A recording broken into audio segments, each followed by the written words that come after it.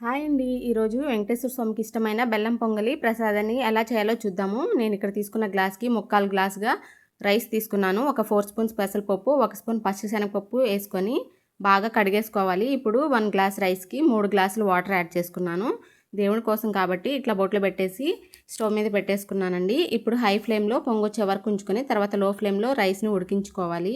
ఇక్కడ 250 గ్రామ్స్ బెల్లం వేసుకొని బాగా కరిగేంత వరకు కలుపుకోవాలి. బెల్లం కరిగిన తర్వాత ఒక 10 మినిట్స్ ఉడికించుకోవాలండి. బెల్లం బాగా ఉడికిన తర్వాతే మనం పాలు యాడ్ చేసుకోవాలి, లేకపోతే పాలు విరిగిపోతాయి. చూడండి, బెల్లం బాగా కరిగిపోయింది. ఇంకో 10 మినిట్స్ ఉంచుకొని తర్వాత ఇట్లా పాలు యాడ్ చేసుకున్నానండి. చిన్న కాఫీ గ్లాస్ పాలు యాడ్ చేసుకుంటే సరిపోతుంది. ఇప్పుడు ఇదంతా బాగా లో ఫ్లేమ్లో ఉడికించేసుకోవాలి. అలాగే కొంచెం ఇలాచీని దంచుకొని వేసుకోండి మంచి స్మెల్ కోసం.